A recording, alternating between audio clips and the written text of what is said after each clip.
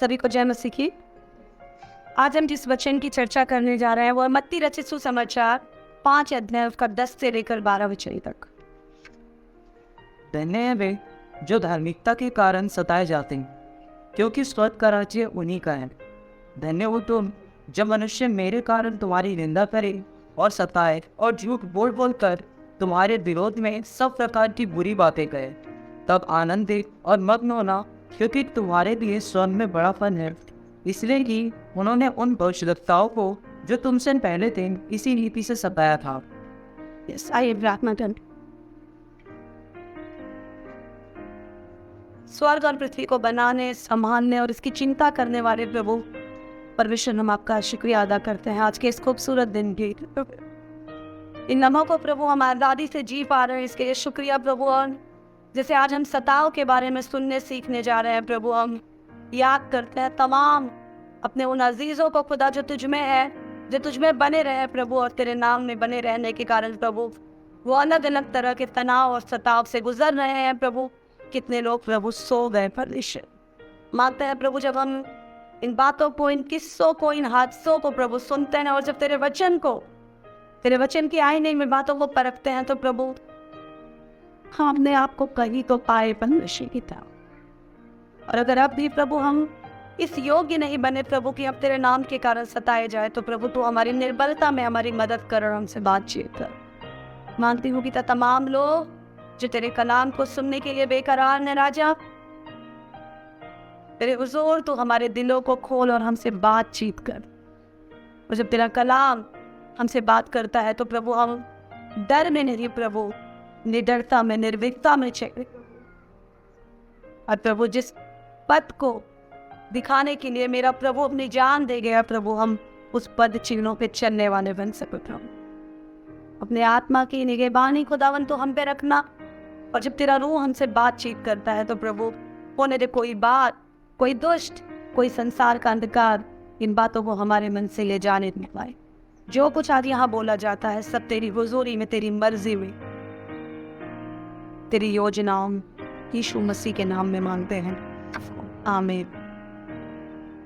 मैंने आपसे शुरू में ही कहा था कि पहाड़ी उपदेश हमारे लाइफ के लिए एक गाइड है, एक मिनी गाइड है। अगर आप पहाड़ी उपदेश को सही तरीके से समझ गए, सीख गए और इस पे अमल लाना सीख गए तो मैं कह सकती हूँ आपको और कुछ सीखने की जरूरत नहीं है। निश्चय स्वर्ग राज्य आप जाएंगे ही जाएंगे। और बहुत अच्छे से हमने इसकी शुरुआत की और प्रभु कितना सिस्टमैटिक है वो हमें इन उपदेशों में पता चलता है।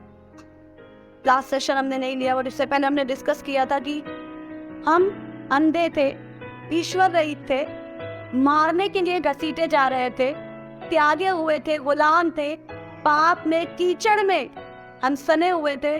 भले बुराई का, अच्छाई का, भलाई का, आशीषों का कोई ज्ञान, कोई नॉलेज हमें नहीं था। उस समय किसी ने हमें बताया कि एक प्रभु है जो आपसे प्यार करता है, जो आपके गुनाहों के लिए मारा गया, गाड़ा गया, जी उठा। और जब ये बात हमने जानी तब हमें पता चला है यार, अब तक जो मैं समझता था वैसा तो कुछ है ही नहीं।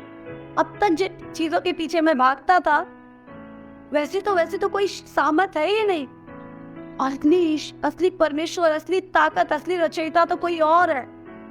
और जब हम ये बात सुसमाचार को सुनने के बाद हमने ग्रहण की तो 5 का 3 वचन कहता है धन्य है।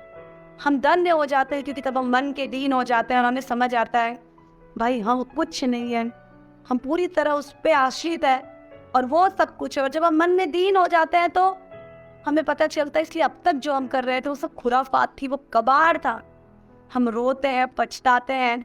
6वें वचन के अनुसार हम शौक करते हैं अपने उस गंदगी के रास्तों के लिए, अपने हम गलत फैसलों के लिए। और जब हम शौक करते हैं तब हमारे मन छिद जाते हैं। हम अपने आप को जांच कर और नम्र हो जाते हैं। हमें पता चलता है भाई मैं कुछ नहीं और प्रभु सब कुछ है। अपने आप को हम खाली करते हैं और जब हम खाली करते हैं खुद को तो एक नई ताकत से भरने के लिए हम प्रभु को खोजते हैं, धार्मिकता की खोज करते हैं भूखे प्यासे होकर। और जब हम उसको खोजते हैं तो प्रभु हम पर दया करता है और जब वो दया करता है तो हम भी दयालु बन जाते हैं। जो हम में भरा है वही प्रकट होगा।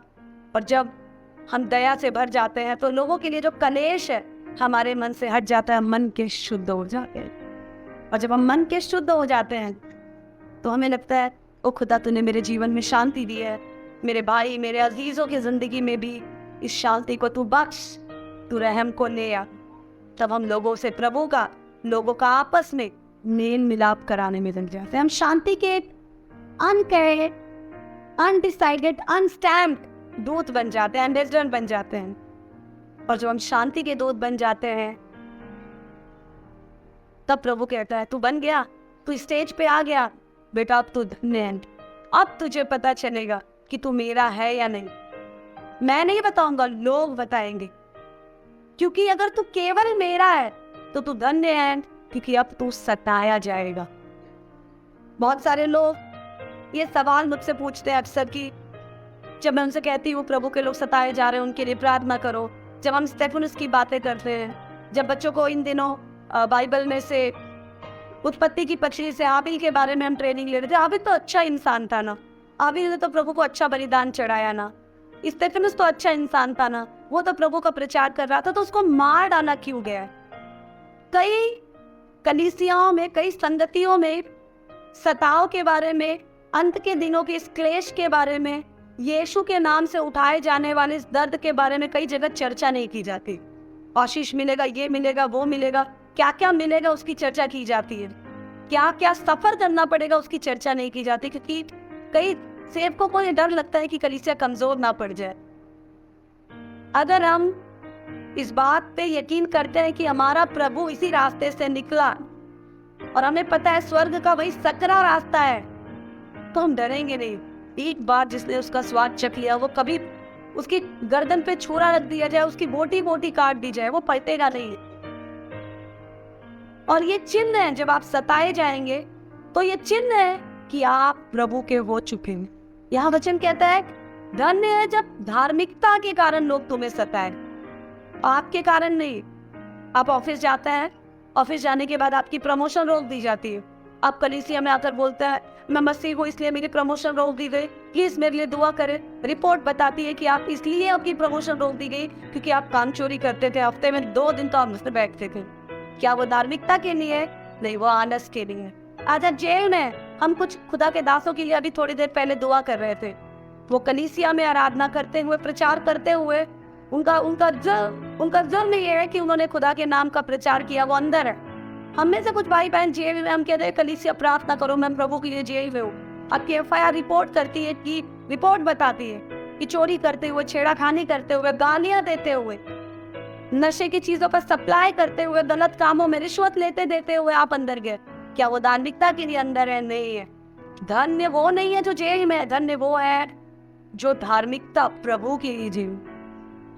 सवाल ये उठता है कि जब हम नम्र हो गए, जब हमने शोक कर लिया, जब हमने पश्चाताप किया, जब हम मेल मिलाप कर रहे हैं, तो हमें जेल में आखिर क्यों डालेंगे? हमें तिरस्कार आखिर क्यों करेंगे? क्यों हमें तकलीफ देंगे? एक साधारण सा जवाब है, यीशु मसीह रोशनी है, संसार अंधेरा है। यीशु मसीह सच्चाई है, संसार में झूठ है। पहले जब हम प्रभु को नहीं जानते थे तो हम इसी झूठ, इसी फरेब, इसी काली करतूतों का, इसी गंदगी का, इसी कलेश का एक हिस्सा थे। हम भी उसी में मचल रहे थे, उछल रहे थे।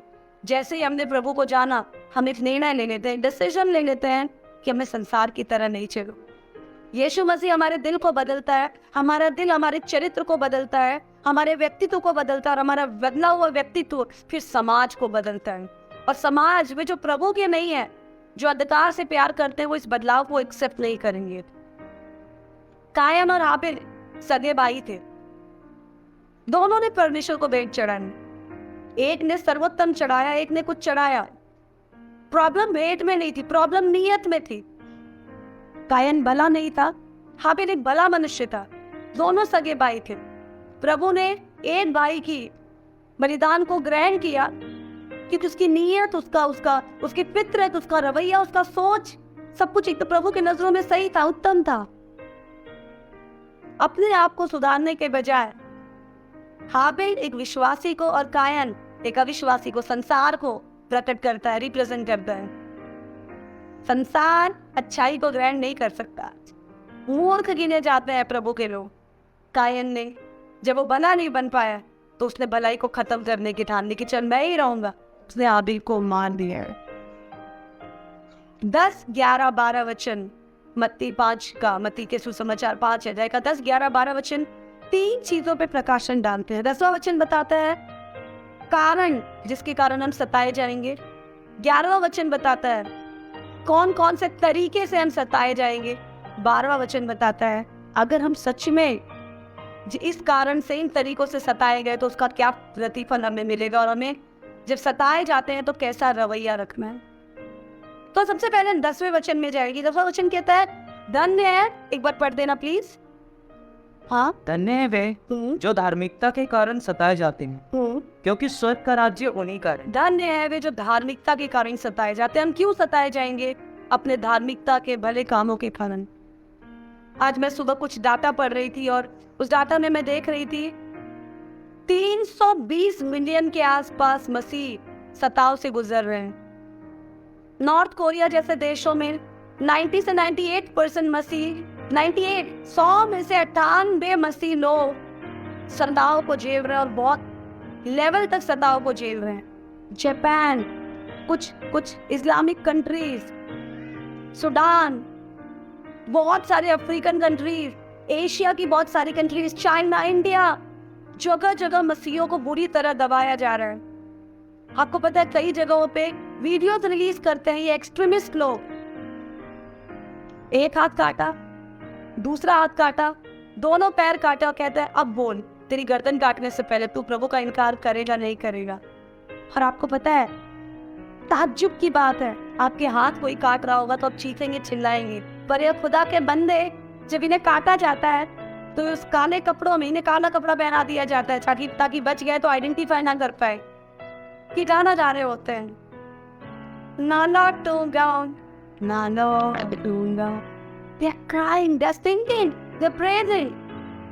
ये तंग होकर उन्हें काट रहे हैं और वो आनंदित होकर कटते कटते गीतों को गा रहे हैं। जापान में मैंने पहले भी बहुत बार शेयर किया है, समुंदर के एकदम बीच में ले जाकर जब पानी का लेवल नीचे होता है तब बड़े बड़े क्रूज बनाकर उसमें इन्हें बांध दिया जाता है, बांध कर इन्हें छोड़ दिया जाता है और दूर खड़े होकर किनारे के सैनिक लोग देखते थे। इन दिनों के हालात मुझे नहीं पता, बट पिछले कुछ समय पहले की वहाँ के सताव की तरीकों को मैंने देखा। पानी का लेवल जैसे जैसे बढ़ता जाता है ये सोचते हैं अब ये तड़पे या अब ये चिल्लाएंगे और बोलते हैं अगर तेरा मन बदल जाए तो हमें आवाज देना, अब तुझे आके खोल देंगे। पर इन्होंने वीडियो रिकॉर्डिंग की है, बहुत सारे स्टोरी राइटिप्स, बहुत सारे डॉक्यूमेंट्री इस बात को बताते हैं कि जब पानी का लेवल ऊपर आता है, दम घुटने लगता है, उन्हें लगता है आप मर जाएंगे, तो वो खुदा की स्तुति कर रहे होते हैं। रोंगटे खड़े हो जाते हैं इन बातों को याद करके।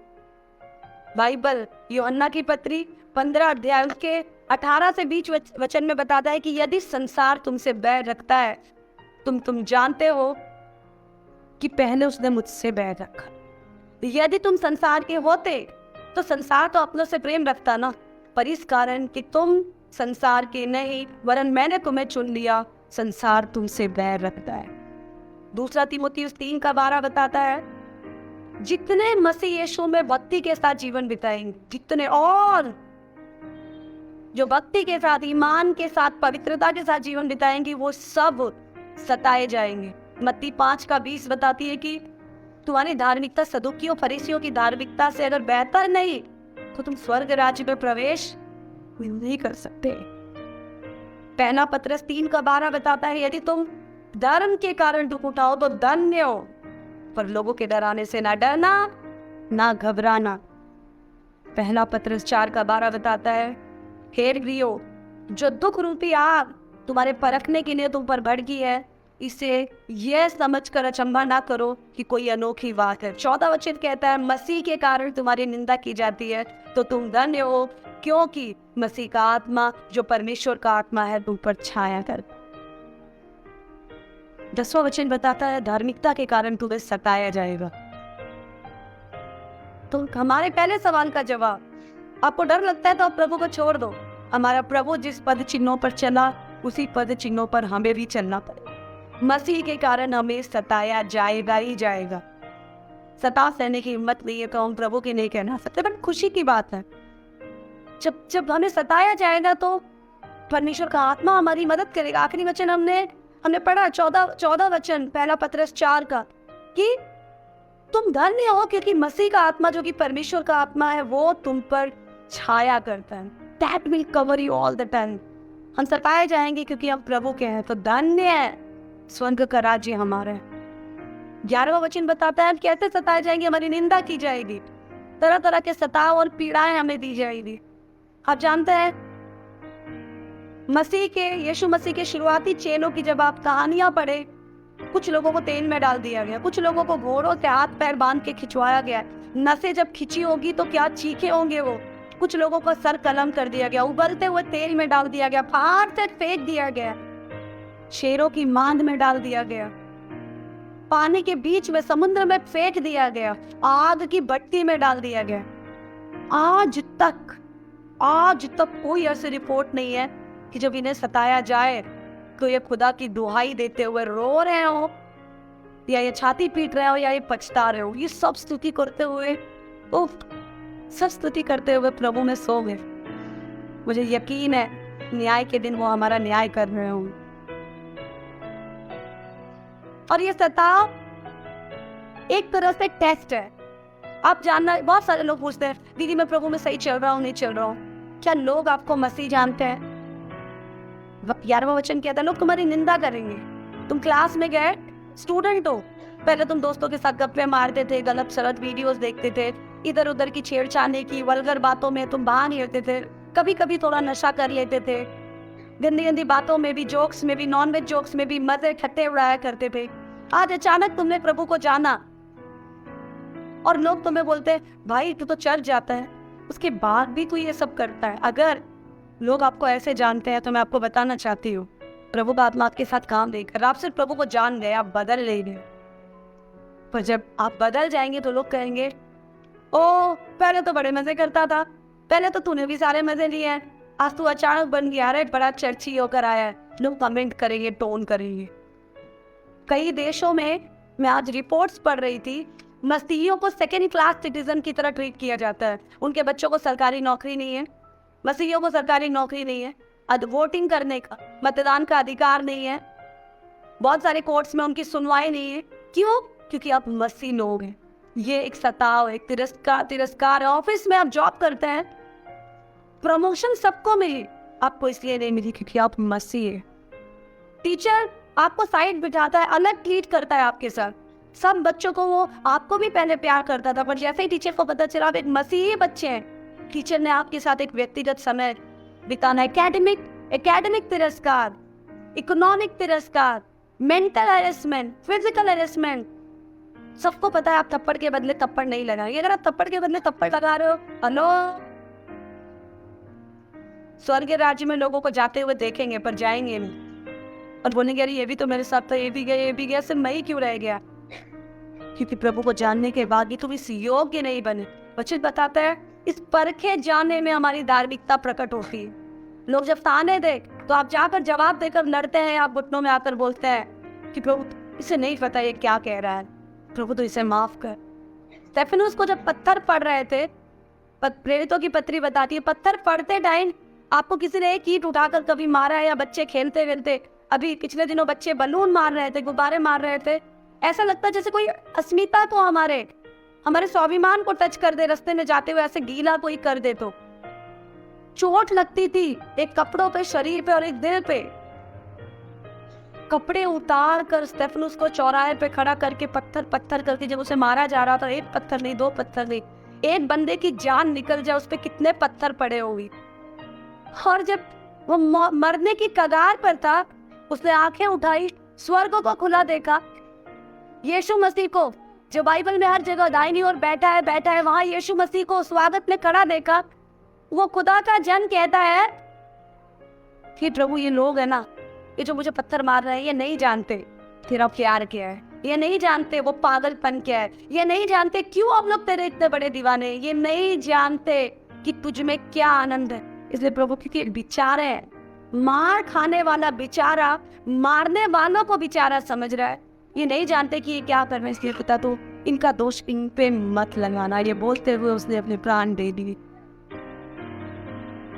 आपकी निंदा आपके भलाई के कारण, धार्मिकता के कारण, आपको तिरस्कार, आपकी अच्छाइयों के कारण आपको लोग साइड कर देते हैं। आपका खाना पानी हुक्का लोग बंद करा दे रहे हैं सिर्फ इसलिए क्योंकि आप प्रभु के हैं। तो आप आनंदित होना।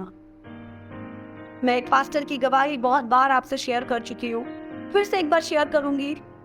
वो इस्लामिक कंट्री के एक पास्टर हैं जिनको वहां पर सख्ती से कानून आया कि कोई भी मसीह लोग मिलेंगे नहीं, बाइबल किसी के घर में दिखाई नहीं देगी। चाइना वगैरह में तो ये बहुत स्ट्रांगली चल रहा है। एनीवे पादरी साहब को बहुत बार वार्निंग मिली। फाइनली एक बार रंगे हाथ ये क्या करते थे, दोस्त लोग किसी तरह एक दूसरे से कांटेक्ट करते थे, जंगल में मिलते थे, 2-3 लोग मिलकर घुटनों पे बैठकर झाड़ियों के बीच में गड्ढा खोद कर वहाँ बाइबल छुपा रखी थी। बाइबल खोलते, प्रार्थना करते, उसी गड्ढे में बाइबल दबा के ये सिस्टम ना करे, ये घर चले जाते थे।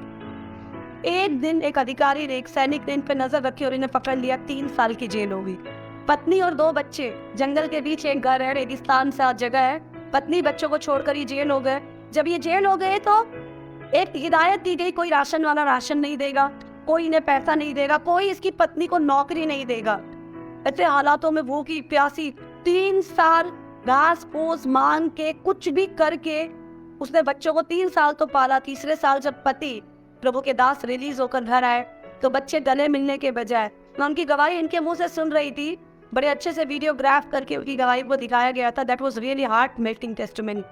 जब वो घर आए और घर आने के बाद बच्चे उनके गले मिले, पापा कैसे हो, कोई चूमना नहीं, कोई प्यार नहीं, पापा आज खाना मिलेगा ना। जो सुनते ही उनका दिल एकदम छिद गया। उन्होंने पत्नी से कहा बच्चे ने खाना नहीं खाया। पत्नी ने बताया कि अधिकारियों ने हमारा राशन पानी सब कुछ बंद करा दिया, चुपके चुपके कुछ अरेंज करती हूँ, इतना खिला देती हूँ कि हम मरे रहो। बस मैं इंतजार कर रही थी कि खुदा मुझे आपको फिर से देखने का मौका दे। वो पति सोचे मैं जाऊं, किससे क्या मांगू, घर के बाहर उस पर नजर रखी जा रही है। वो बच्चों को गोद में लेकर पत्नी का हाथ पकड़कर घुटने पर वही बरामदे में अंदर भी नहीं पहुंचे थे और रोने लगे कि खुदा रेगिस्तान में तूने मन्ना खिलाया अपने लोगों को, लाल समुद्र को तूने पार किया। खुदा तू जानता है मैं किसी नशे, किसी बुराई, किसी बेईमानी के लिए नहीं, प्रभु तेरे नाम के लिए सताया जा रहा हूँ। खुदा मेरी ओर नहीं, मेरे बच्चों की ओर देख। मैं तो नहीं पलटूंगा, पर पिता होने के नाते मैं अपने बच्चों को कैसे देखूं। इतने में गेट पे कोई दस्तक हुई। ये डर गए कि फिर अधिकारी आ गए क्या, क्योंकि इनको प्रार्थना करने के लिए सख्त मना किया गया था। चुपके चुपके प्रेयर करते थे। गेट पे भागे, चारों तरफ पलट कर देखा, कोई नहीं। जंगल में जा रहे, कोई भागेगा तो भी पता चलेगा। देखा तो गेट के पास एक लिफाफा पड़ा था। डर के मारे लिफाफा लेकर चुपचाप से चारों तरफ देखकर वो घर के अंदर ले आए। वो लिफाफा नोटों से भरा हुआ था। हम ये दोनों पति पत्नी रोने लगे और उन्होंने कहा कि कैसे छोड़ दे हम इस परमेश्वर को, तो इस जंगल में भी हमें छोड़ता नहीं, जो त्यागता नहीं है, जो हमसे इतना प्यार कर। बाइबल बताती है दुनिया तुम्हें सताएगी, धन्य है। ऐसे टाइम पे तुम छोड़ना मत प्रभु को। लोगों की छोटी छोटी शर्तों में अपनी मसीहियत को कुर्बान मत कर देना। 12वां वचन बताता है क्योंकि जब तुम ऐसा करोगे तो इसका एक प्रतिफल है। एक बार 12 वचन प्लीज पढ़ दीजिएगा ऊंची आवाज में। तब आनंदित और मग्न होना। तुम्हारा रिएक्शन क्या हो जब लोग तुम्हें सताए, तब आंदोलन मत करना, नेताओं के तलवे मत चाटना, अन्य जाति के आगे चापलूसी मत करना। तब तुम आनंदित और मगन होना, क्योंकि तुम्हारे ही स्वर्ग में बड़ा फल है, इसलिए कि उन्होंने इन भविष्यवक्ताओं को जो तुमसे पहले थे इसी रीति से सताया। यस, तुम्हारे पीछे भविष्यवक्ताओं को भी सताया, सबको सताया। जब उन्होंने उनको सताया, जितना दबाया, हमने अभी निर्गमन की पत्री खत्म की है, जितना मसीहों को सताया जाता है ये उतने बढ़ते जाते। प्रभु का काम कोई रोक नहीं सकता। यीशु को मार डाला गया सूली पे, काम बंद हुआ। 40 दिन के बाद 120 से 3000 से 5000 से 10,000 से लाख करोड़ बढ़ते चढ़े गए। खुदा के खिलाफ हाथ उठाने वाला कौन टिक सकता है बना। जब हम सताव सहते हैं तो प्रभु की बड़ी महिमा प्रकट होती है। ऐसे समय पर आनंद करना, आनंद करना। लोग आपको थप्पड़ मारे, आपके पति आपके साथ दुर्व्यवहार करे, सिर्फ इसलिए आपके बुराई के लिए नहीं, आप हर चीज में परफेक्ट है, सिर्फ एक कमी है कि आप यीशु के पीछे चलती हैं। आपके ऊपर अलग अलग इल्जाम लगाए जो आपने नहीं किया, तब आनंदित होना। पतरस को, डरपोक पतरस, रात को जब यीशु मसीह सूली पे चढ़ाने के लिए ले जाया जा रहा था, एक औरत ने कह दिया, ए तू भी उन्हीं में कह ना, तो इनके साथ। नहीं नहीं नहीं नहीं नहीं नहीं नहीं नहीं, नहीं जानता। लेकिन जब उसने जी उठे यीशु मसीह को देखा, जिसे आपने और मैंने पहले ही देख लिया, उस जी उठे यीशु को देखने के बाद जब पतरस को अधिकारियों ने पकड़ा, मारा, पीटा और बोला जा दोबारा इस नाम से प्रचार मत करना। प्रेरितों की पत्री आई थिंक 5 अध्याय कहता है कि जब वो बाहर निकले तो आनंदित हो रहे थे। सब बोले थे पागल है कि इनको धमका के भेजा जा रहा है। उन्होंने कहा हम इसी बात से आनंदित है कि हम अपने प्रभु के नाम से सफाई जाने के इनको तो ठहरे। कलीसिया धन्य है और स्वर्ग का राज्य ऐसो करेंगे। मन की दीनता से शुरू होकर तरह तरह के बदलावों को शुरू करके अपने प्रेम, अपने मेल मिलाप, अपनी शांति को बिखेरते हुए हम संसार को जब बदलेंगे तो संसार हमारे लिए कठोर हो जाएगा, बदल जाएंगे। सब आपसे खुश हैं, सब आपकी पैरवी करते हैं, सब आपकी हाँ जय जयकार करते हैं। मैं आपको बता रही हूँ, चेक कर लीजिएगा आप यीशु के पीछे चल भी रहे हैं क्या नहीं, क्योंकि जब उसने मेरे प्रभु को ग्रहण नहीं किया तो वो मुझे कैसे गिनते हैं। लेकिन याद रखना, जब संसार हमें सताए तो स्वर्ग में जो यीशु हर समय बैठा है वो हमारा स्वागत खड़े होकर बारे प्रसान करने को तैयार। एंड कुछ दिनों पहले मैंने आपसे एक स्टोरी शेयर की थी, जैसे अभी इस प्रभु के दास के बारे में बताया।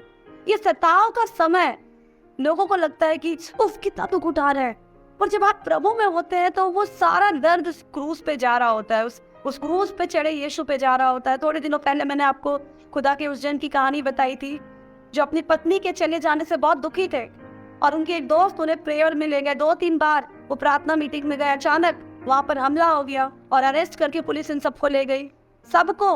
तो जब पुलिस मार पीट रही थी तो वो दुआ कर रहे थे, सब छूट गए, लेकिन इस जन को पुलिस ने छोड़ा नहीं। और दूसरे दिन जब पुलिस ने इन्हें छोड़ा तो इन्होंने पुलिस को गले लगकर थैंक यू कहा। पुलिस ने कहा अबे हमने तुझे पूरी रात सताया, इतना टॉर्चर किया, सलाखों से बांध कर रखा, नंगा कर दिया, सिगरेट से दागा, और तू धन्यवाद बोल रहा है। तू चिंता मत कर, हमको तो कल आते ही पता चल गया था कि तू ईसाई नहीं है। ईसाई लोग गालियां नहीं देते। हेलो, क्या गाली देने वाले ईसाई हैं? ईसाई लोग निंदा नहीं करते। हेलो, आपकी जुबान से दिन भर क्या निकलता? ईसाई लोग अपने प्रभु को कोसते नहीं। हमें तो रास्ते नहीं पता चल गया कि तू कोई नया बंदा है, पर आगे तेरी हिम्मत टूट जाए इसलिए हमने रात भर तुझे ऐसे रखा। उसने कहा सर, मैं जब यहाँ आया था मैं बहुत दुखी था, चर्च जब गया था तो बहुत दुखी था, मैं ईसाई नहीं था, मैं यीशु को जानता नहीं था, लेकिन एक रात में जब आपने मुझे वो दागना, वो कोसना, वो ताने देना, मजाक उड़ाना, मेरे साथ आप लोगों ने जब वो बदसलूकी करना शुरू किया तो सिर्फ एक पल के लिए मैंने आंखें बंद की थी और मैंने कहा हे प्रभु, मैं 3-4 बार उस मीटिंग में आया, मैंने पूरी दुनिया देख ली, पर मेरी सच में है और सच में सूली पे तूने मेरे श्रापों के लिए अपनी जान दी, तो आज को अपनी ताकत मुझ पे प्रकट करो। सर, उस पल के बाद आप दाद रहे थे पर मुझे दर्द नहीं हो रहा, आप तकलीफ दे रहे थे पर एक असीम शांति, एक अद्भुत शांति मेरे मन में थी। मैं यहाँ एक गैर मसीह बनकर आया था। मैं थैंक यू इसलिए बोल रहा हूँ आपने मुझे मसीह बना दिया। जब हम प्रभु के कारण सताए जाते हैं और उस सताव को हम धर्म के कारण मसीही सताव की तरह लेते हैं तो वो दुख हमें दुखसा नहीं रहता। हमको वो प्रतिफल, वो स्वर्ग का वो मुकुट, खड़ा हुआ यीशु मसीह, स्वागत में परमेश्वर उसके स्वर्गदूत की सेना दिखाई देती है। तो do these things really mean for us? क्या हम इन सब चीज़ों के बारे में सोचते हैं? अभी भी हम वही रोटी, वही कपड़ा, वही मकान, वही नौकरी, वही पैसा, उसी के पीछे लगे हुए। बड़े बड़े लोग बड़े बड़े सताव को सहकर, यही बात अगर थोमा ने सोची होती तो वो भारत नहीं आया होता। यही बात उस बहन ने जिसने कभी मुझे मसीह का समाचार सुनाया सोची होती तो शायद आज मैं जिंदा भी ना होती। हम जिंदा है क्योंकि बहुत लोग मर गए। कलीसिया धन्य है वो जो धार्मिकता के कारण सताए जाते हैं, जो प्रभु के नाम से भलाई के कारण सताए। आज की दोपहर जब हम यहाँ पर हैं और जब हम प्रभु के इस वचन को सुन रहे हैं तो आइए हम अपनी आंखों को बंद करें और हम देखें क्या हम प्रभु के हैं, क्या एटीट्यूड है हमारा, हम कहाँ व्यस्त है, कहाँ मशगूल है, क्या हम धन्य कहलाने के योग्य? और अगर नहीं, और ये वचन सुनकर अगर हमारी हिम्मत टूटती है तो आइए प्रभु से कहें Lord fill me with your courage. खुदावंद का शुक्रिया अदा करते आज के इस खूबसूरत दिन और समय के लिए। राजा अपने आप को तेरे अनुग्रह के सिंहासन तले लाते हैं खुदा, जाने की गुनाह की माफी मांगते हुए खुदा मानते हैं पिता कि तू इस डर के माहौल में प्रभु अपना निडरता का आत्मा मुझे दे, तेरे लिए, तेरे नाम के लिए तेरी पवित्रता, तेरी खराई, तेरी सच्चाई में मैं खड़े रहने पाऊँ। कोई संसार, कोई इंसान, कोई मांस और लहू मुझे डराने ना पाए प्रभु। ताकि प्रभु जैसे स्तिफनुस ने स्वर्ग को खुला देखा प्रभु, मैं अपने आप को बादलों में तेरे साथ पाऊं परमेश्वर। प्रभु हर एक प्रकार के डर को, चीजों की, अपने लोगों की खो जाने की चिंता को तू मेरे मन से निकाल और होने दे प्रभु। जो दीनता, जो नम्रता प्रभु, जो दया, जो अनुग्रह प्रभु तूने मेरे ऊपर प्रकट किया प्रभु, से बहुत देरों पर भी खेमने वाला। और जैसे पौलुस ने कहा प्रभु, ऐसी एक जिंदगी मुझे मिली, मेरे लिए जीना मसीह और मेरे लिए मरना भी लाभ हो जाएगा। खुदा मन शुक्रिया अदा करती हूँ इस खूबसूरत वचन के लिए और मांगती हूँ प्रभु तमाम लोग इस वचन को सुन रहे हैं मेरे राजा, वो तेरे हो जाए प्रभु, उनकी हिम्मत तेरी आत्मा की उपस्थिति में और बढ़ जाए परमेश्वर, और तेरे लिए जी जान से खड़े रहने के लिए प्रभु तैयार हो जाए। सच में प्रभु यीशु ने हमारे दिल को बदल दिया प्रभु। अब ये वक्त है प्रभु कि हम अपने बदले हुए व्यक्तित्व से प्रभु दुनिया को बदले प्रभु, और दुनिया इस बात को देखे अपनी शांति के दूत के रूप में प्रभु तू मुझे चिन्ह और मेरा इस्तेमाल कर।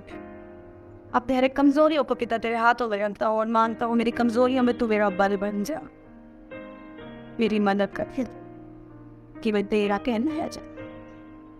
बुराई करके फायदा उठाने से अच्छा है मैं भलाई करके तेरे नाम से सताया जा। यीशु मसीह के नाम में मांगते हैं।